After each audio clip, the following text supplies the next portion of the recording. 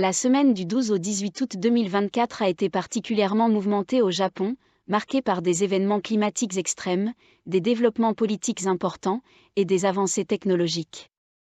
Voici un résumé détaillé des principales actualités. 1. Typhon Hampil frappe le Japon. Le typhon Hampil a touché terre le 12 août dans la préfecture d'Iwate, apportant des vents violents et des pluies torrentielles.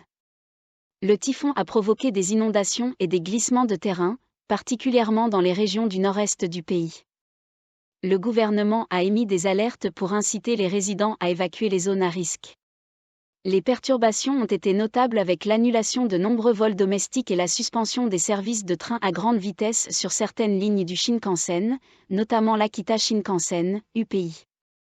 2. Alerte de séisme de la faille de Nanké. Le 13 août, l'agence météorologique japonaise a émis une alerte spéciale concernant un potentiel séisme majeur dans la zone de la faille de Nanké. Cette alerte, qui fait suite à une série de secousses sismiques dans la région, a suscité une vigilance accrue parmi les autorités locales et la population.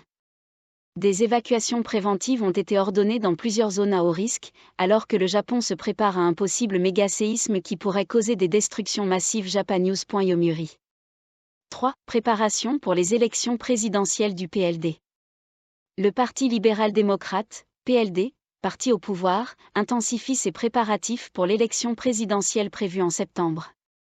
Cette élection est cruciale pour déterminer le futur leadership du parti, par conséquent, du pays. Les spéculations sur les candidats potentiels se concentrent particulièrement sur Yoko Kamikawa, actuelle ministre des Affaires étrangères, qui pourrait devenir la première femme à diriger le PLD, North Korea Flood Damage. 4. Réunion cruciale de la Banque du Japon, BOJ. La Banque du Japon a tenu une réunion importante pour discuter des orientations de la politique monétaire dans un contexte de volatilité des marchés financiers. Cette réunion a été suivie d'une montée spectaculaire du Nikkei, qui a gagné plus de 1200 points. Les investisseurs ont réagi positivement aux décisions prises par la BOJ, même si les détails de ces décisions restent confidentiels. Japannews.Yomiuri. 5. Visite de la ministre des Affaires étrangères au Moyen-Orient. La ministre des Affaires étrangères, Yoko Kamikawa, a annoncé une visite au Qatar et à Bahreïn. Cette visite s'inscrit dans le cadre des efforts du Japon pour renforcer ses relations avec les pays du Golfe, un enjeu stratégique pour le pays, particulièrement en raison des tensions croissantes avec l'Iran. Cette mission diplomatique vise à assurer la stabilité des approvisionnements énergétiques du Japon tout en renforçant ses alliances dans la région. Japannews.Yomiuri. 6. Interruption des contrôles de sécurité à l'aéroport de Shin-Kitose. À l'aéroport de Shin-Kitose, situé à Hokkaido, les contrôles de sécurité ont été temporairement suspendus, provoquant des retards pour les passagers revenant des vacances d'Obon. Cet incident a causé des perturbations majeures, car cette période correspond à un pic de déplacement pour les Japonais. Les autorités aéroportuaires ont rapidement rétabli les services, mais cet incident a souligné la nécessité d'améliorer les infrastructures de sécurité dans les aéroports. Japannews.Yomiuri. 7. Négociation Japon-Chine, progrès diplomatique. Une délégation de parlementaires japonais se prépare à se rendre en Chine à la fin du mois d'août, dans le cadre d'un effort pour améliorer les relations bilatérales.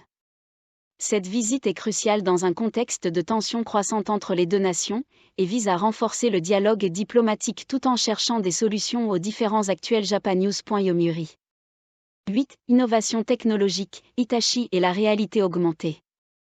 Hitachi a annoncé la sortie prochaine d'un aspirateur utilisant la réalité augmentée, AR, transformant le nettoyage en une expérience ludique et interactive. Ce produit innovant, qui fait partie de la stratégie de Hitachi pour révolutionner les tâches ménagères, pourrait changer la façon dont les Japonais abordent les tâches domestiques. Japannews.Yomiuri. 9. Réouverture d'un centre commercial temporaire sur la péninsule de Noto. Après une série de tremblements de terre qui ont gravement endommagé la région, un centre commercial temporaire a été ouvert dans la ville de Nanao, sur la péninsule de Noto. Ce centre vise à soutenir la communauté locale en offrant un accès aux biens de première nécessité, alors que la région continue de se remettre des séismes. North Korea Flood Damage. 10. Retour d'un employé d'Aeon du Myanmar. Un employé japonais de la société Aeon, détenu au Myanmar pendant plusieurs semaines, est enfin rentré au Japon. Ce retour marque la fin d'une période d'incertitude pour l'entreprise et la famille de l'employé, soulignant les tensions diplomatiques persistantes entre le Japon et le Myanmar. Japanews.Yomiuri